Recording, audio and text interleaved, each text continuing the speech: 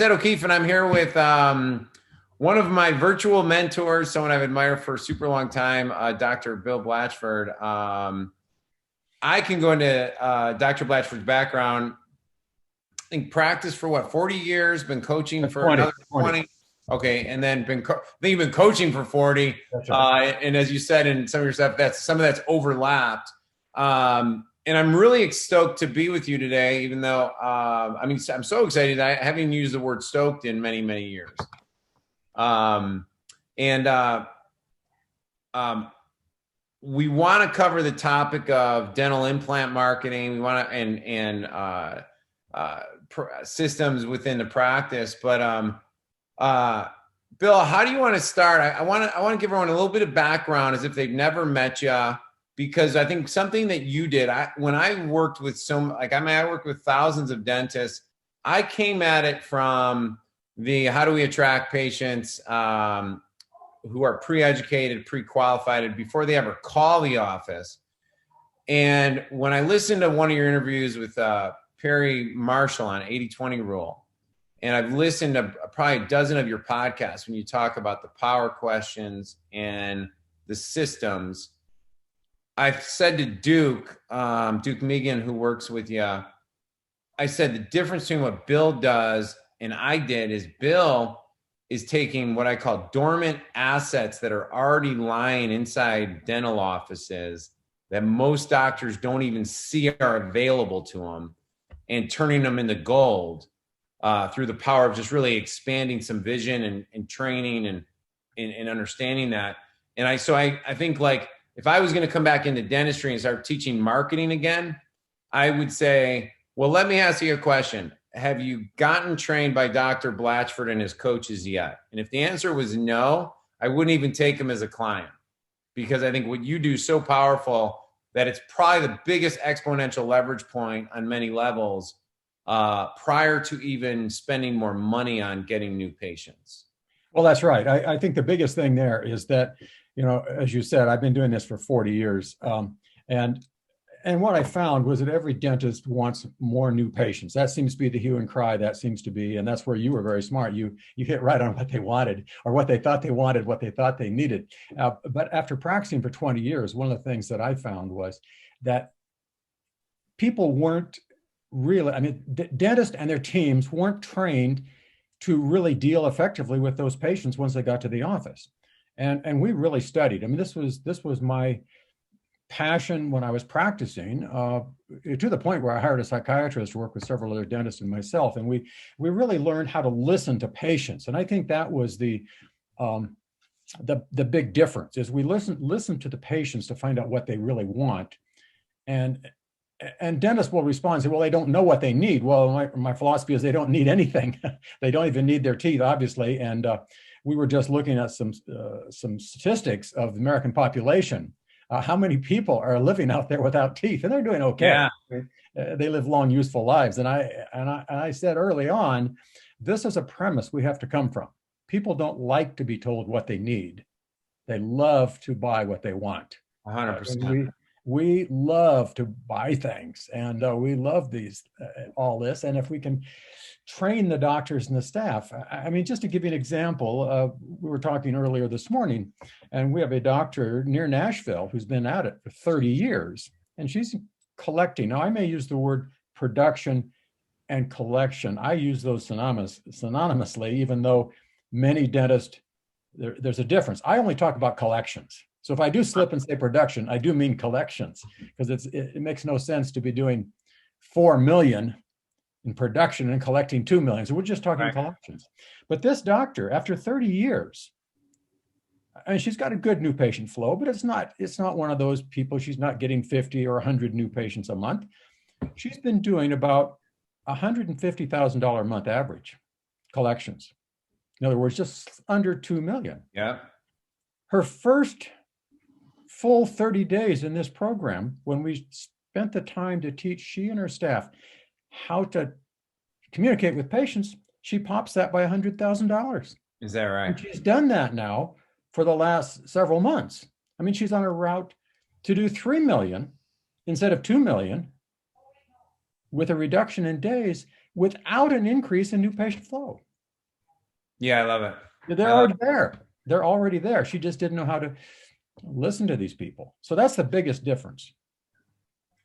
I want to come back to the listening to people because I want to tell you, I got to tell you, I listened to an interview you did when you were listening with Perry Marshall. I'm going to tell you a story, the backstory in just 1 minute on the attention denture sufferer ad that offered the free report because that was with Richard Dunn. I don't know if you knew, well, I'll tell the story right now.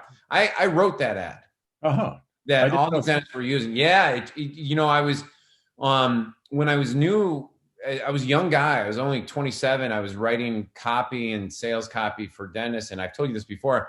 My first course was awful because I bought it off. I licensed the rights off a mentor to like teach dentists, and this is kind of new. This is when direct response marketing in dentistry that was not offer driven, not just $39 or free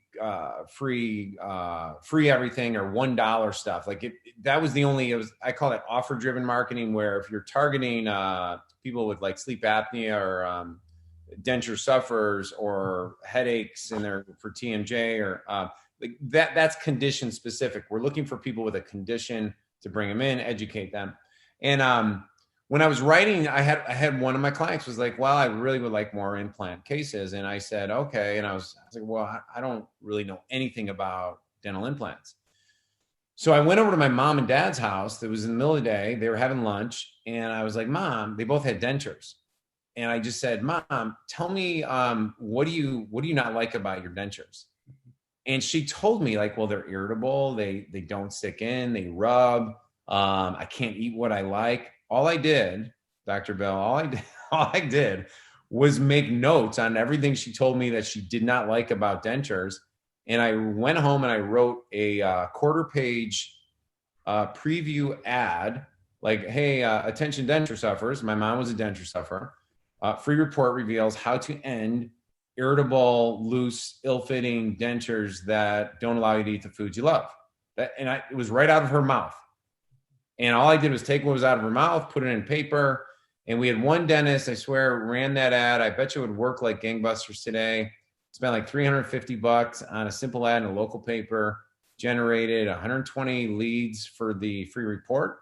And I can still tell you the doctor's name, generated 81,000 in collections just from that one little, $300 ad. And But that was that's the 20 power years of ago. listening, That Go was ahead. 20 years ago. So that $81,000 is more like $250,000 today.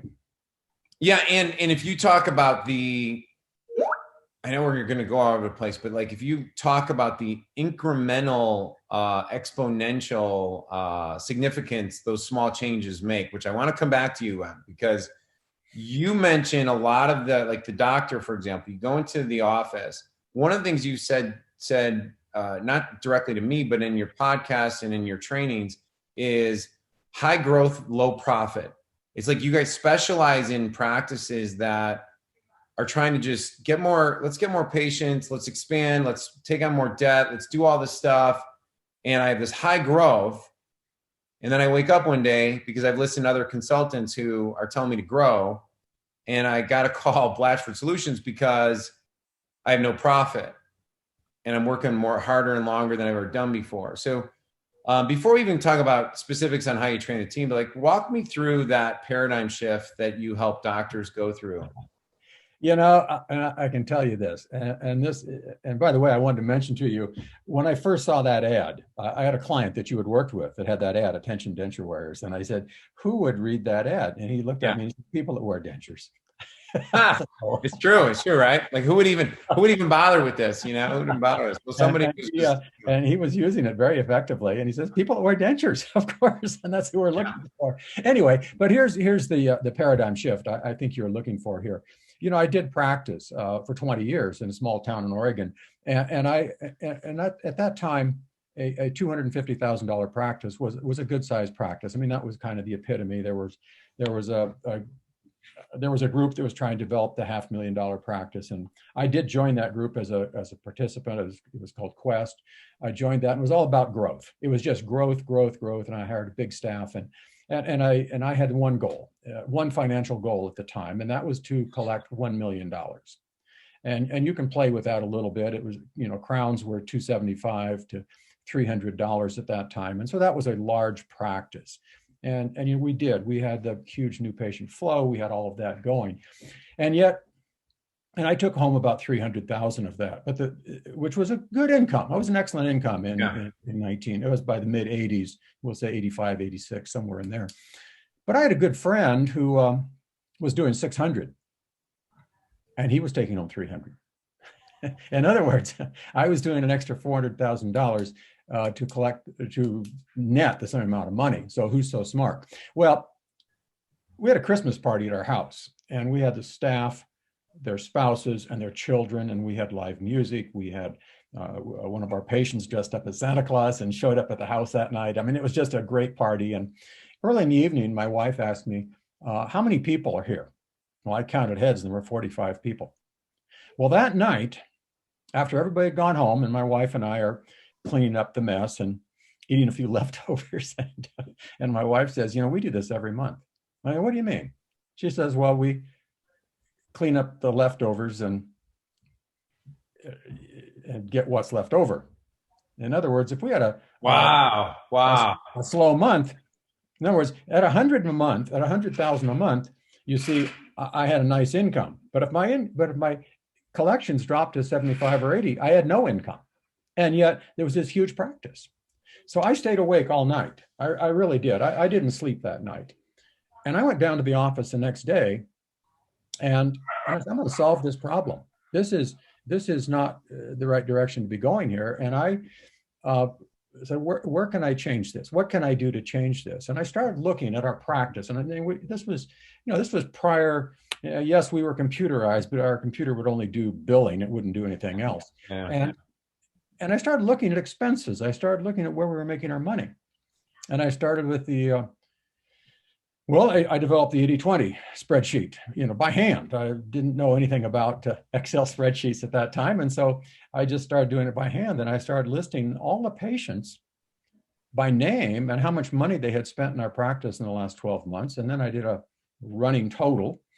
And I found that we collected 80% of our income on about 20% of our patients. So then I identified those patients by every characteristic I could think of. Well, at the same time with that, we had a consultant at the time who wanted us to do more and more hygiene, expand the hygiene department. So I got up to 3 hygienists per day. And then I started looking at the math on that. And if I spend 5 minutes with each hygiene patient, I only get to do dentistry 6 hours a day. If I spend 10 minutes with each patient, I only do dentistry 4 hours a day.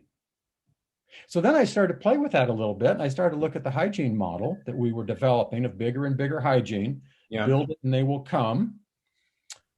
And even though our hygiene, you see, we had 3 hygienists, we had a full-time person filling the hygiene schedule. And then we had an assistant for hygiene because, the consultant was saying, well, you can't afford to pay hygienists to clean instruments and that sort of thing. So we had an assistant. But when I really started to titrate that hygiene department and look at how many people actually show up, now this was real time. This was not how many people are booked, because every morning in our morning meeting, our hygiene coordinator would show us 3 full columns of hygiene.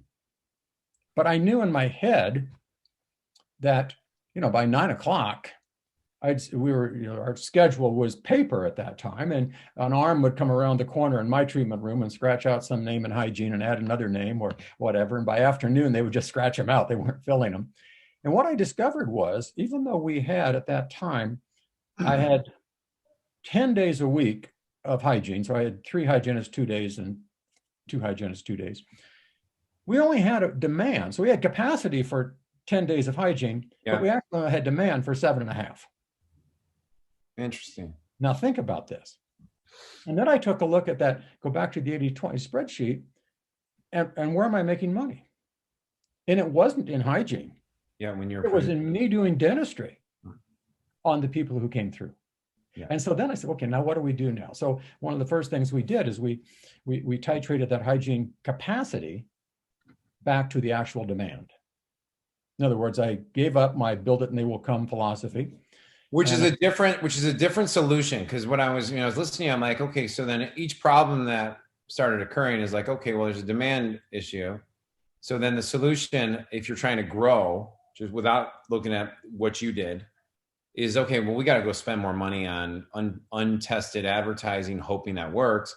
And we need to put a new system in place because we have all these cancellations. So now we got to be filling up other people's things. So we got to hire a girl to do that. Yes. And now we got to hire someone to train her, which is taking your hours away from that. So that is a model, right? So that's a model. And so that, I think there's probably people listening that are hearing they're on that highway of speeding things up and getting more people. And so for you, if I was listening to you right now, I'd be going, wow, yellow flags are popping up all over the place. Well, here's the thing. You see, what we do with a doctor, with a new client, we start with how much would you like to net? You see, I was on the treadmill. I was trying to outrun my overhead.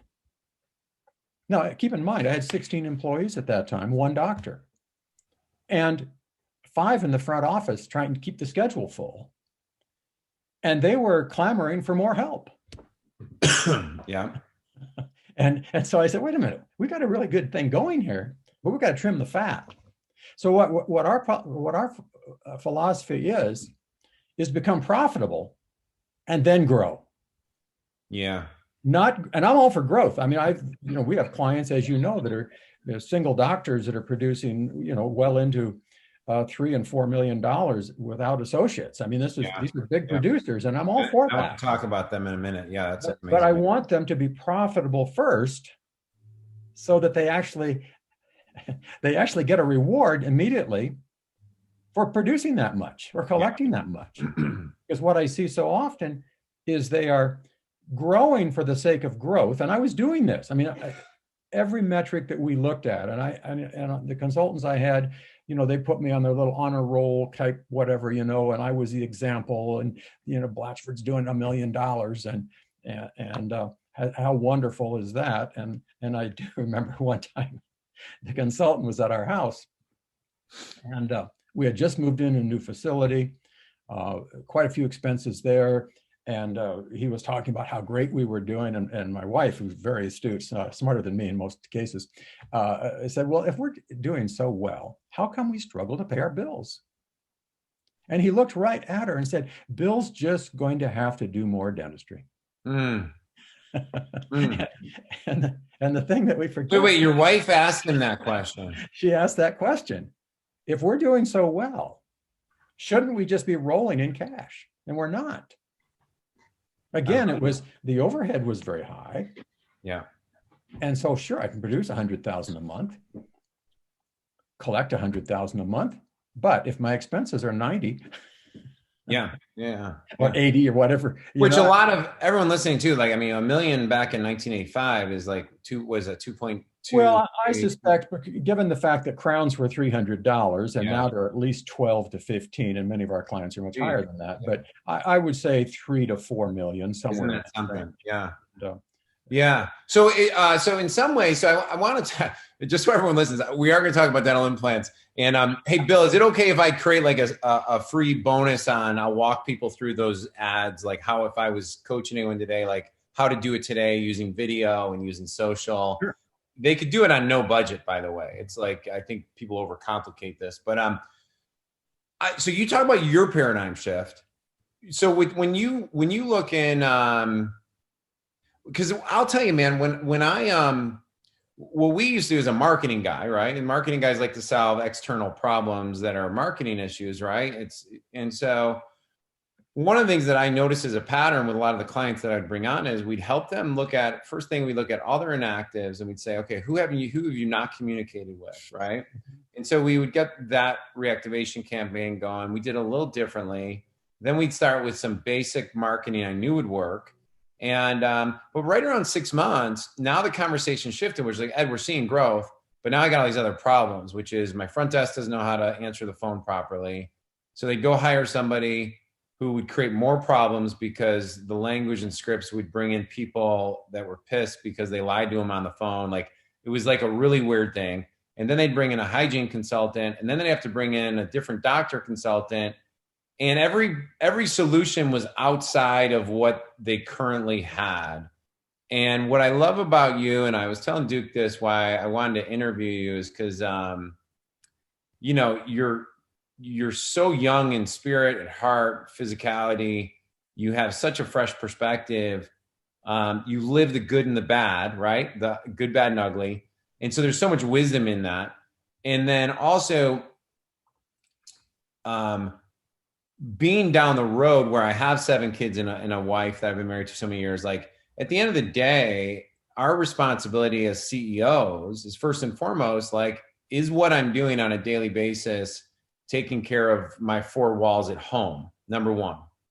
And then is what I'm passionate about and what I'm going to go do for a living, is that what I want to do? And how do I become uniquely amazing at that, with the best clients or best patients in the world with a great team? It sounds like that's kind of a framework that you've shifted people from. So I'd like you to talk a little bit more about that, and then shift a little bit, share a couple of examples of clients that, you know, we're on the treadmill that we saw paradigm shifts to be doing, producing high numbers, but high growth or good growth, great profit. And I'll be quiet for a minute. Well, I learn a lot every time I listen to you. Yeah, here's my philosophy. I'm 78 years old, so I've got a few years on you. I've been married 54 years to Carolyn, and we have 2 children. Christina, of course, now owns the business, runs the business. She is now the That's CEO. great. I'm a part-time employee at this point, and I will continue to work as long as she will let me. I love what I do. I love, you know, I was sharing with Christina yesterday afternoon. In the last 4 days, I've had clients call me that I haven't talked to in 20 years. These are people that I worked with a long time ago, and they call and say how great things are, and they're now selling their practices and retiring and thanking me for the success. Amazing. But here's something I've always looked at. Life is first. And just what you said, taking care of the 4 walls at home and taking care of those, the family is number one. Life is first. And the way I see it is what we do for a living, a profession, in our case, dentistry, simply supports my life. And what I notice is that so many people, dentists that we're talking to, their practice is number one and their family is somewhere down the list. And I think that probably speaks to the divorce rate. I don't know that dentists have a higher divorce rate than anybody else, but the dissatisfaction rate. They're working really hard. They're putting in a lot of time. And you know, we've run into these doctors who join the program and they're working 60 and 65 hours a week. And then, you know, when we bring somebody in, we call it a summit. We meet with them virtually at this time, and it really works well. And then we have their spouse there. And they'll say, well, I work 4 days a week and 8 hours a day. And then their spouse, either male or female, says, well, it's interesting. You may only work 40 hours a week, but you don't get home till 7:30 at night. Yeah. And you are down there on Saturday as well. In other words, they have no life. And sometimes I'll ask, when's the last time you took a vacation? And they have to think. They have to think back years, but they had a vacation. And our philosophy is life is first. Let's design a practice to support that.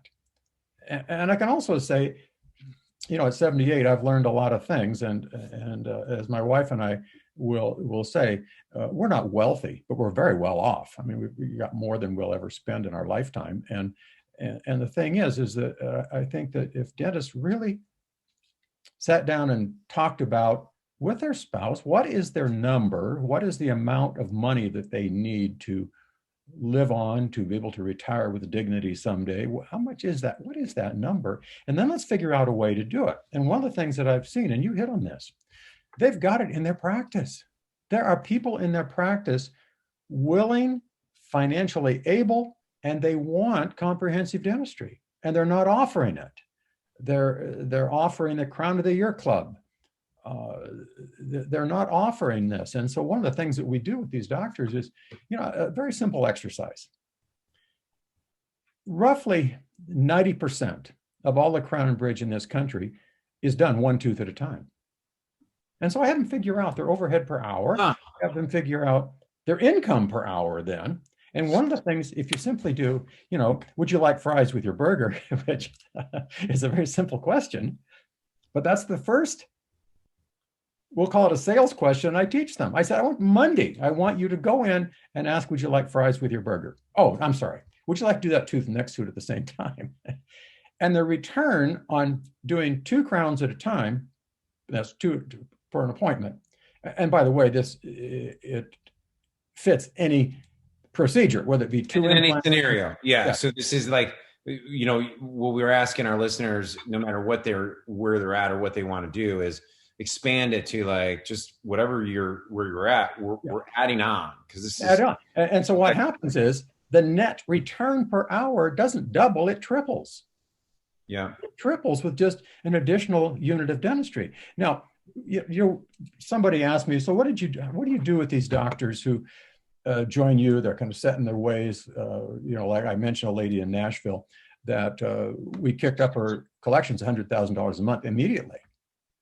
Well, that was the first thing we did.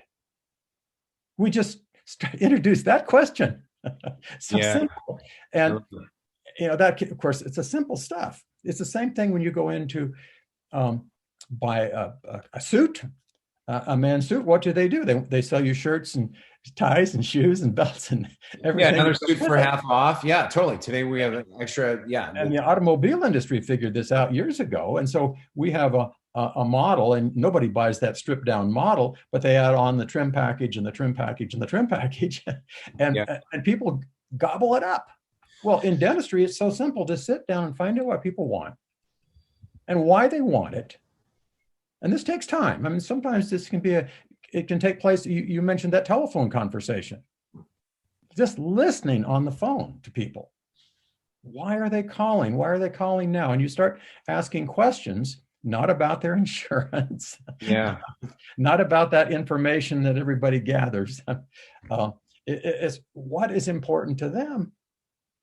And you present a comprehensive plan. And you do talk. And interesting thing is too, you have to be able to willing to speak budget. What is your budget for I was going to ask you about that, because your framework is, let's get the money question early, so we can help them best, and and not be taken in and wasting chair time. And I could say it a lot more harsher than I guess you can, why are we wasting time in our office from patients because we gave them misinformation on the phone, and now they're in our office and we have to tell them we're not a good fit for them. So explain that dynamic there, because I know you talk budget soon. Yes, and my philosophy is very simple, and I did say I did work with a psychiatrist for 2 years on some of this, and think about this: in any buying situation, what is the one thing that everybody wants to know? How much it's going to cost? What's it going to cost? Yeah. And so many dental consultants are saying, oh, don't talk money. Don't talk money. Doctors should never talk money. Never talk money on the phone. Wait, we'll get them in. We'll do this comprehensive exam and we'll take all kinds of records and we'll bring them back and have this formal presentation. But we still are not going to talk money until the very end. And then we're going to go out and say, talk to Susie at the front desk. Yeah. And she'll tell you how much it's going to cost. And generally, money is not discussed. And I laugh about this until the final 5 minutes of the last time you ever see that patient. Wow, that's crazy. And because I've even heard consultants say to the patient, don't even think about money right now. Let's just talk about what your dental health. If I told you not to think about my red glasses for the next few minutes, what's the only thing you're going to think about? Yeah, but the other. Yes, your red glasses. But the other side of it is like, this guy doesn't get me. I need to know, like, I got 7 kids at home. We got a car at the getting fixed. The starter's getting fixed. I do need to know the money, because I got to figure out timelines, because timelines becomes next.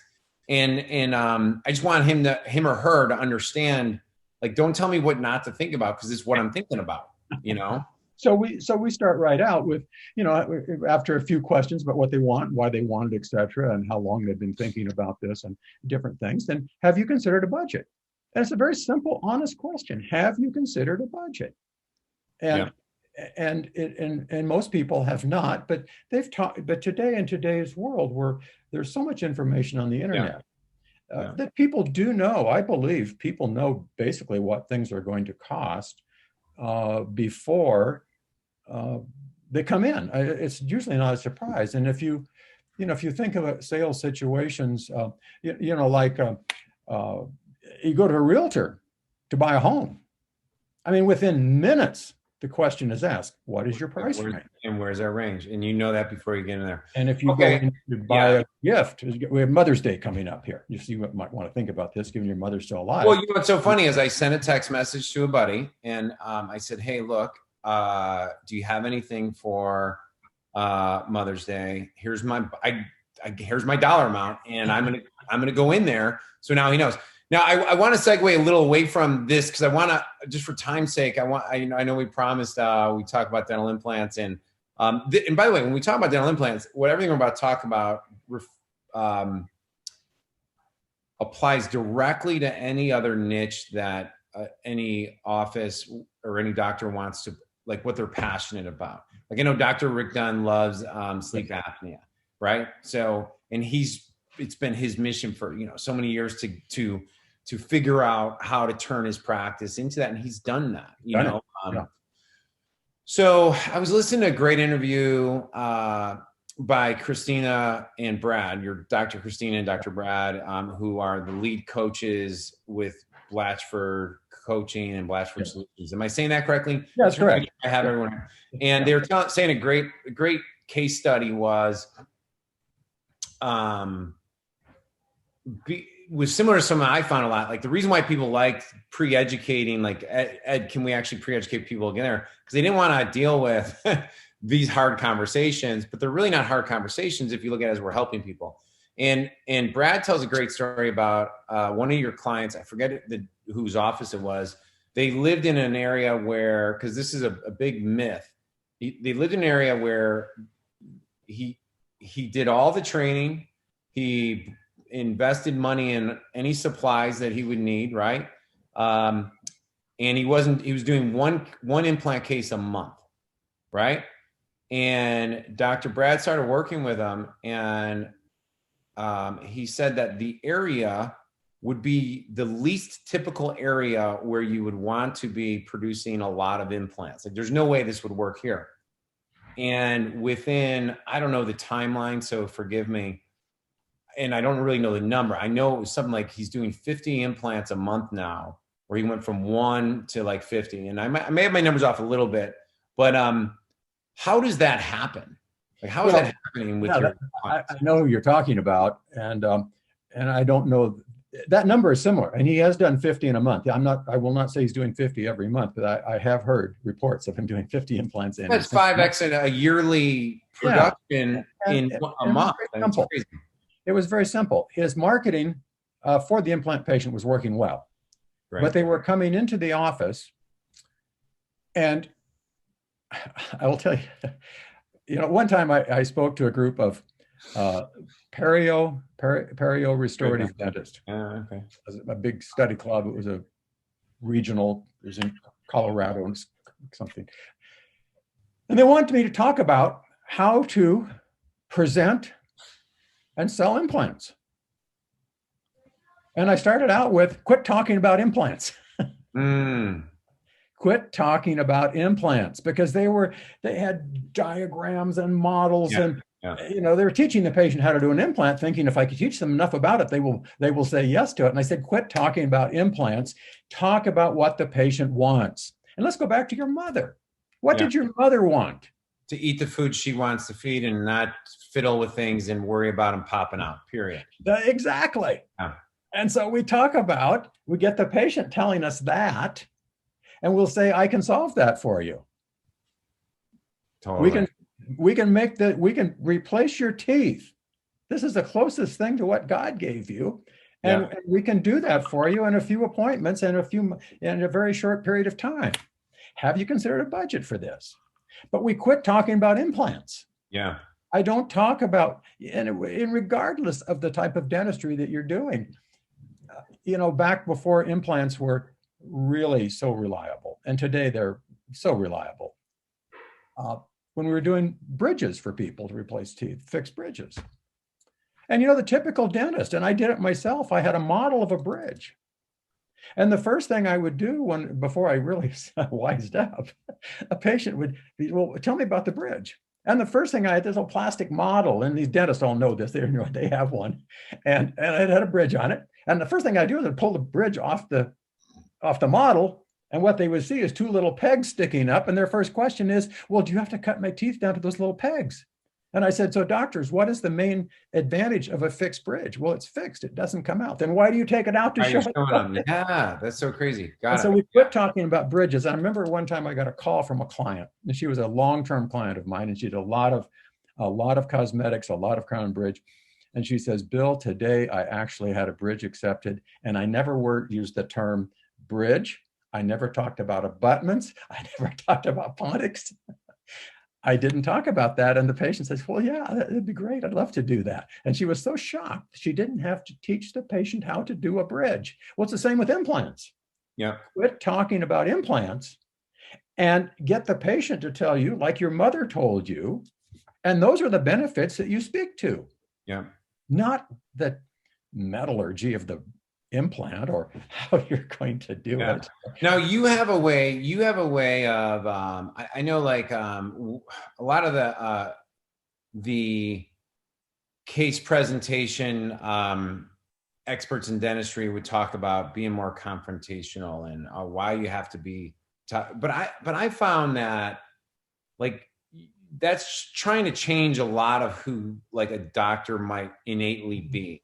And when I listen to your power questions and how you guys teach left brain, right brain, it's a very elegant slide that allows someone who's very like me. I don't really like. I would be more on your extrovert scale. Yeah. But I know a lot of people are not like me, and that's okay. So for me to teach a sales system that might totally be my personality is silly. So you have to have a framework that works for all your personalities we have in dentistry.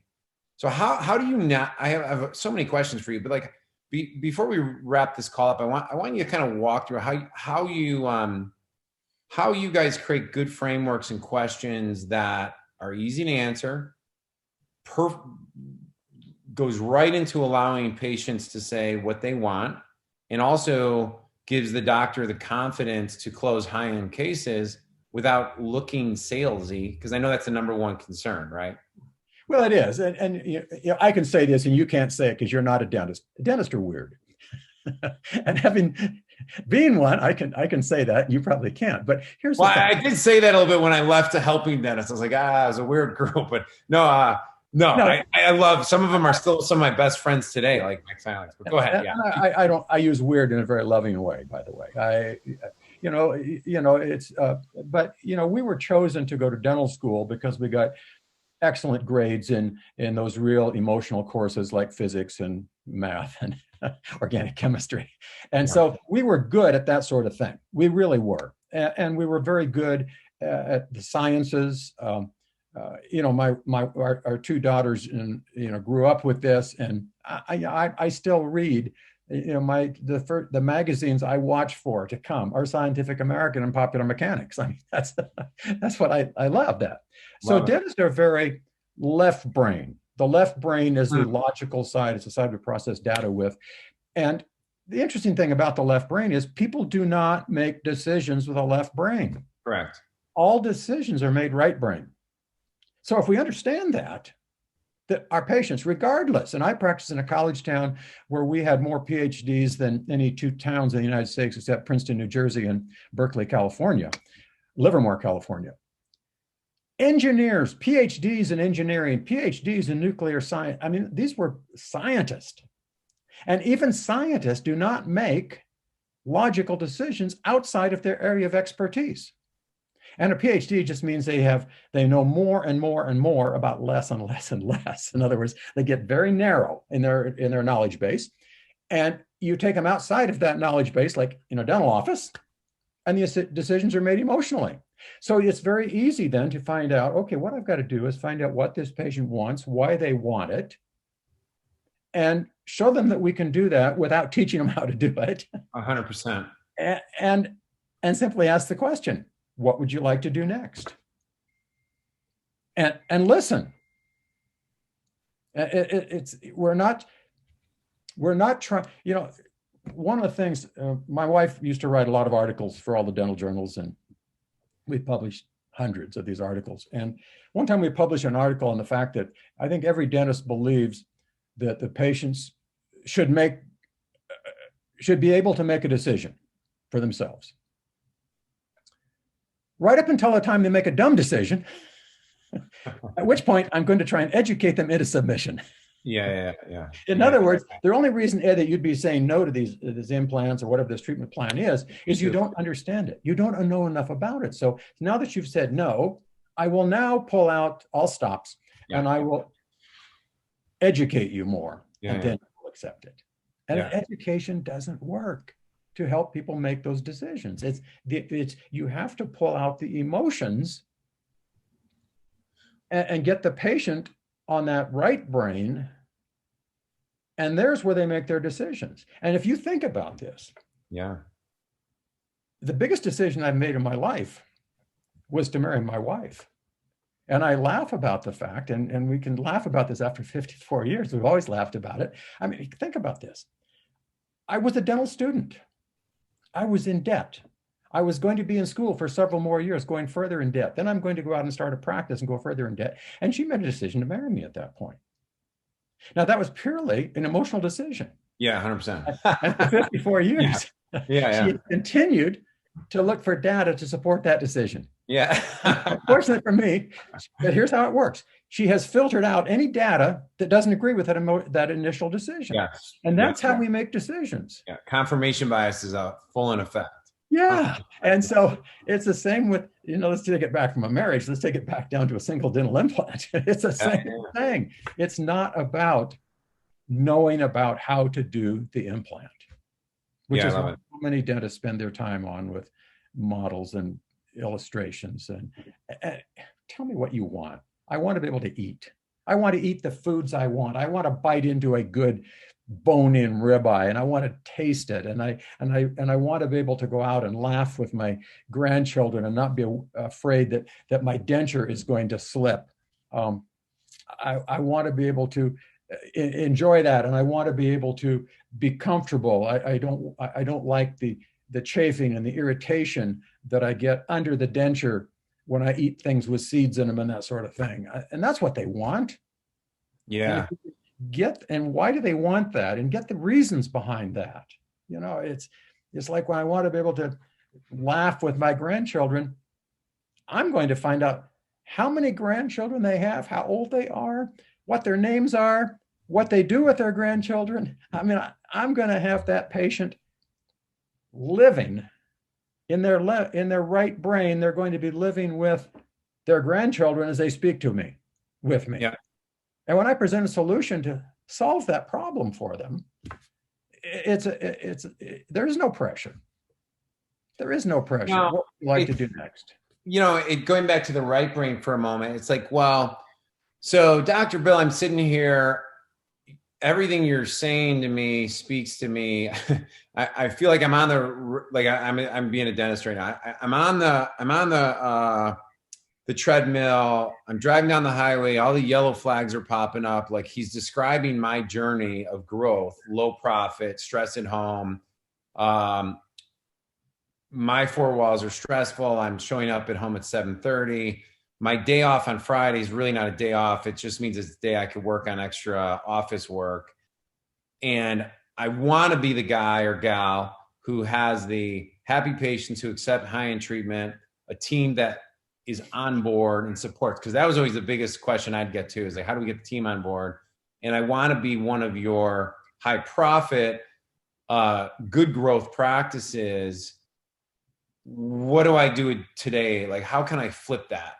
Well, you can contact us for one. We'll help you. Yeah, I love it. Yeah. But I mean, that's the number one thing. I mean, that's what we do. We've done it for 40 years. And can I back up a little bit and just talk about something I think is important here? When you described that situation of a doctor working 4 or 5 days a week and going down on Saturdays and doing other things,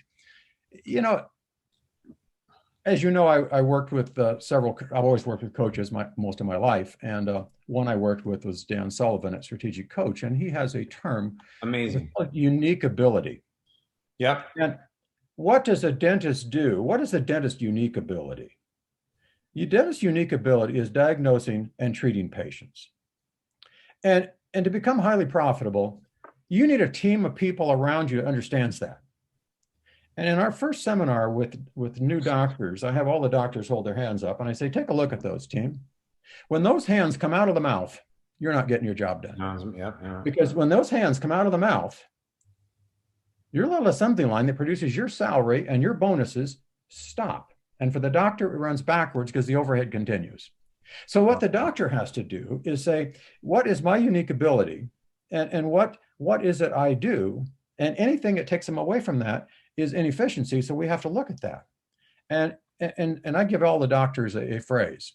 When a team member stops me in the hall and I call it the, hey, doc, you got a minute, I got a problem style of management. And a typical doctor at that point, sure, I got a minute, and they'll solve the problem. Well, the problem is with that is they just bring 20 years later, you're still solving these problems. You're still solving problems, and the team is, and these are good team members. I'm not speaking derogatory about team members, but as long as the owner, the doctor, will answer their question every single time, they'll keep coming to you. And so my response is, no, I don't have a minute. I'm doing dentistry today. Solve the problem yourself. Yeah, I love it. And if it's still a problem, put it on the agenda for next week's team meeting. But what I say, what would you do? And whatever they say, I say, well, then do it. And you see, if they make a decision, and I've used this same style of management myself, by the way, with our company, and they will do a better job of solving that problem than you will anyway. Because if you tell them something and it doesn't work, they'll do it anyway because you told them to. But if they do their decision and it works, great. And if it doesn't work, they'll make it work. They'll adjust it and make it work. And so anytime the doctor's hands are out of the mouth, that's where we get in trouble. See, people ask me a question. Well, how do your doctors produce 20,000 a day as a single doctor? Now, it includes their hygiene, but the doctor's probably doing 15 or 16 themselves. How do they do that? They don't do anything else. And the other question is, when they give you that paperwork to do that gets you back down to the office late at evenings or Saturday or whenever it is, here's my question. If I have to do this, why do I pay your salary?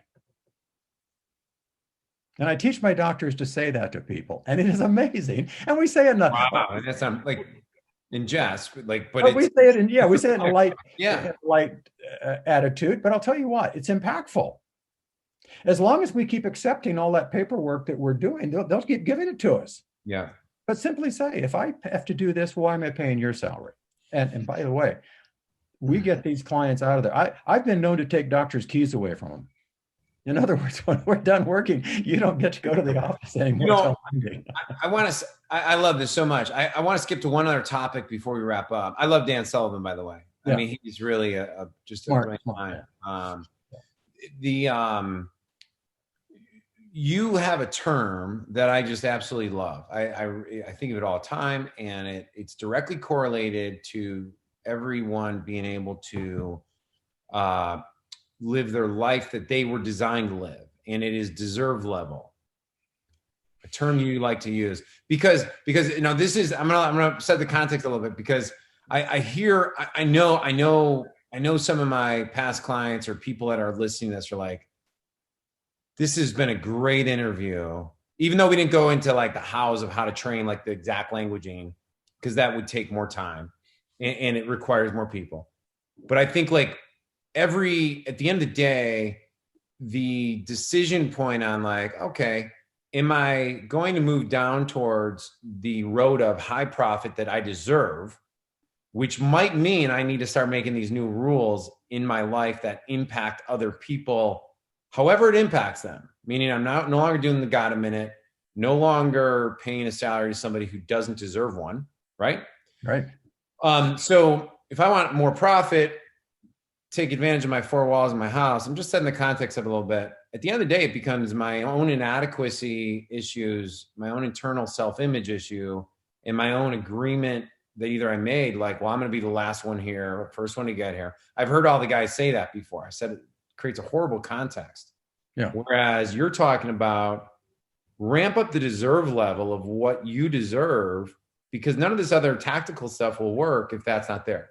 That's right. So I want to wrap up on this last topic. So let's give everyone your framework. I've never really heard you give the spiel. So First off, it's a great concept. And what is amazing to me is what is the difference? I mean, what is the difference between people and how they live? And deserve level affects everything in our life. But how is it that some people just have this, they seem to live this wonderful life, and others always struggle? And when we worked with that psychiatrist way back, he started talking to us about, there were four other dentists and myself. I couldn't afford his hourly rate, so I got some friends to go in with me. And and so we worked with him twice a month, and it was supposed to be for 3 months. Well, it went on for 2 years, twice a month for 2 years. And it was a afternoon, evening session. And he's talked to us about deserve level. And we all live in a comfort zone. I'll give you kind of the short version, but we live in a comfort zone, and there's a floor. Now, and I'll use money as an example. We all have a comfort zone of a certain amount of money in our bank account. And if we drop down below that floor, we will do something about it. We will put more money in that account, or we will stop spending money, one or the other, where there's a level that we will not go below. Well, the scary part is there's also a ceiling on that, and we won't go above it. As a matter of fact, and I always use this as an example, you take professional athletes who have always been poor. I mean, they're not all poor, but many of them grow up very poor, and they sign a multi-million-dollar contract. And yet statistics show us in the NFL, the average player who leaves the NFL is broke 5 years after they leave the league. The NBA, it's 7 years. They had millions, but what do? It was out of that comfort zone, above that deserve level. And so what do? They get the million. They spend it as fast as they can. They buy a house in every city in the country. They buy a house for their mother and their girlfriends, and 10 cars, and they spend it, and they're broke. And so that's deserve level. Well, the problem is, and the reason we teach this and we put so much emphasis on this is to help people, our clients, identify their own deserve level. Now, the same psychiatrist said, you're born with this. You don't change your deserve level without professional help. And I always thought that was a little self-serving for a psychiatrist to say, they need to hire me to change. Well, yeah, but there is reality of that external third disassociated party looking at their situation from a different perspective. Go ahead, I'm sorry. But he did say this: you can become aware of it. Yeah. And I've helped so many clients become aware of that ceiling. Yeah. And when you hit that ceiling and pull back, you actually sabotage yourself here to avoid breaking through that ceiling. Now, and I've done this myself. I can give you a case. I'm not going to spend the time on it today, but I can tell you in many areas of my life, I'll pull back just a little bit to get back down where I'm comfortable. And dentists become very aware of this. And then what we do is we all do this. We then impose our deserve level on our patients. And so they don't present. Now let's talk implants for a moment. That's what we came to talk about today. They don't present the implants because, implants initially, the cost is a little higher than removable type prosthesis. Yeah. So we pull back and we don't present the implants because we didn't ask that budget question. And so we pull back our treatment plan, you see. Yeah. That means I'm up. That means our time's up.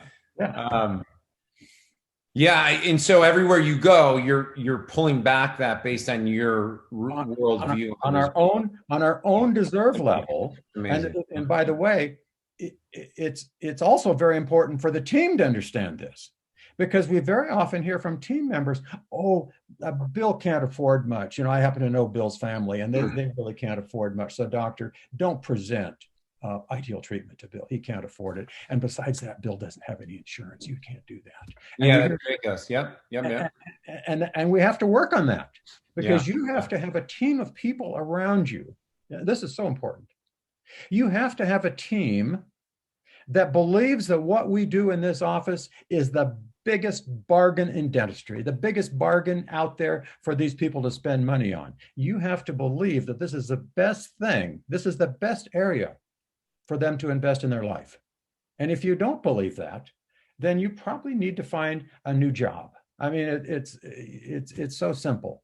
Well, let's talk about. I want to talk about investment real quick because I want to talk about exponential. I gotta let you go, but here's something that's really interesting. Is like your program, your coaching program is what 67,000 over yes. 18 months or something like that. That's right. And then you guys have special opportunities for some kind of financing if it's necessary. I don't know the full details on that, but here's the thing: if I was talking to Duke, because we were talking about how to help more doctors through getting them in your program, right?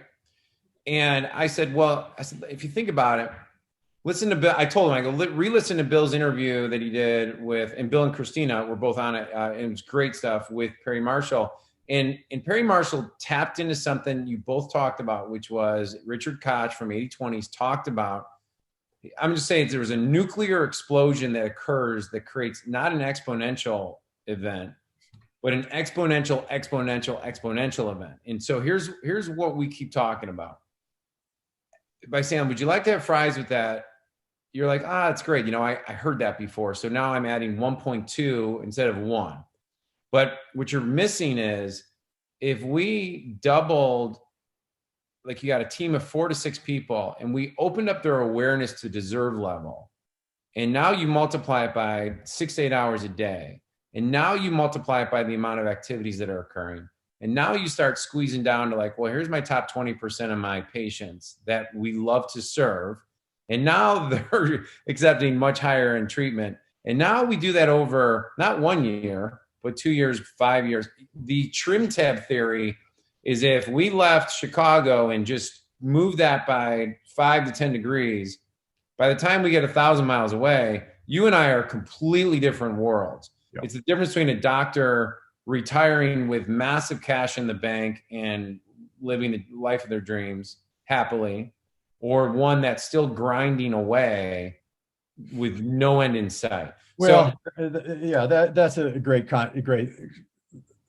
I mean, I'm very proud of that. I mean, this is one of the things that we do.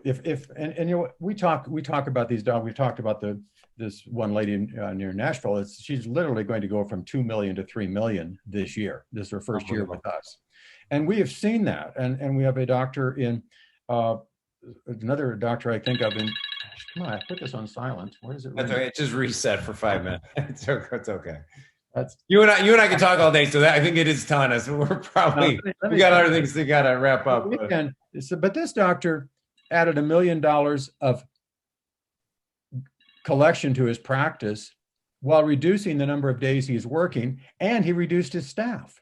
Now you think about that. If you reduce the staff, your overhead goes down, your production goes up, you're making more money. But if you can add, say, $400,000 or $500,000 of net income to a doctor easily, and sometimes we'll add $1 million. But if we can add a multiple of anywhere from $300,000 to $600,000 of net income in the next 18 months, and then once they get that, and then it continues on for the rest of their career. And we literally have these doctors who call us, and these are the people who are calling me. Ed, are these people retiring and thanking me for the situation they're in? Wow. Is they are able to retire. And I talked to one just 2 nights ago. He called me one evening just out of the blue, and I had to rack my brain. Who is he? And then we kind of put it together. And I did that without, I figured out, okay, who is he? And he says, thanks to you, I have several $1 million in the bank. I'm ready to retire. As a matter of fact, I was ready 5 years ago financially, and I worked with you 20 years ago, but I'm having so much fun. I just don't want to quit. Wow, isn't that great? And you see, that's that exponential thing you're talking about of changing that rudder just a little bit. It puts you on a different path. And all of a sudden, instead of just getting by and paying the bills and maybe funding a pension plan minimally or something like that, we are putting away some large amount. Well, and here's where, like, I was talking to Duke about a specific person who called in who places implants. And I was like, they've already invested hundreds and like probably millions of dollars. And they're afraid to, and this was just me being like, they're acting, they don't get it. They're acting incongruently with, here's what I want, but I'm afraid because I'm afraid to fail.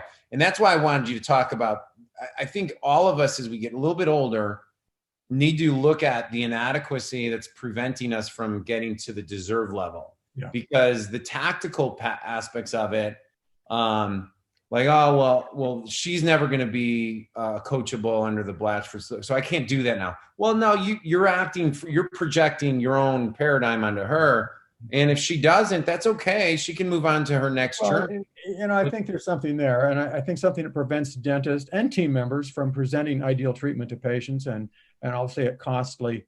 I won't say expensive, because expensive is when you don't get the value. It costs more. Yeah.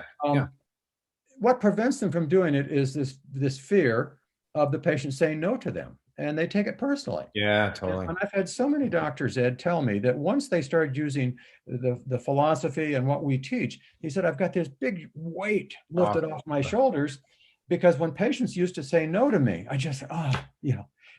And now they say no, but they're saying no to their own desires. And it's okay. It's okay. I mean, it's one of my mentors, Ray Bertolotti, told me one day, he sent me a slide, and it was SW, SW, SW next. And it was some will, some won't. So what? Yeah. Next. Well, I edited the slide and sent it back to him. And it says one more SW.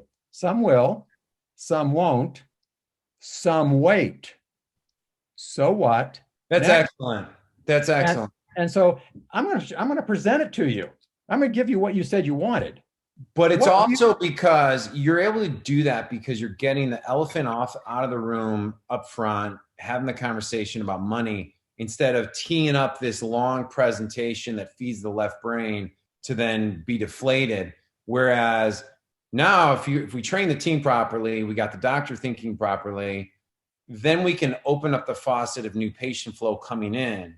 And now you got an exponential result. But unbelievable. If you start with profitability, you become profitable, and then grow this practice, the exponential return is unbelievable. But if you just grow for growth's sake, which I was doing, I was on that hamster wheel trying to outrun my overhead. It's hard, and it doesn't have the rewards. But if you reverse that and become profitable, get your team and the doctor trained on how to have conversations with patients, then grow the new patient flow. Unbelievable. I see new patients as they're the lifeblood of a practice. Yeah. And if you do that 80-20 spreadsheet, you will find your biggest cases actually do come from new patients, but you have to handle it right. Yeah. Well, it's been fun, Ed. Yeah, I want to leave everybody with two special notes. So if I did make notes, I have a couple notes here. So if they like a couple bonuses, which we can send them the systems analyzer, and I'm also going to see if we can get the 80-20 spreadsheet that I think you usually reserve for clients. No, but we can. I think people need to get on a call. I really encourage people, if they haven't worked with Blatchford Solutions and Blatchford Coaching, get on a call with someone. Let Dr. Christina or Dr. Brad talk to you about your situation if you have reservations. You can email systems@blatchford.com, systems@blatchford.com. Someone will reach out to you.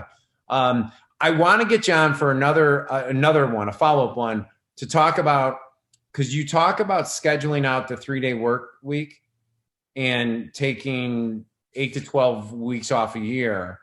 And I said to Duke, I go, I would love to see his framework for that, because I think it's one of those unimaginable things unless you're walked through it. So can I get you back on to possibly do something on that? Do it. And it really goes back again to what I said. Life is first.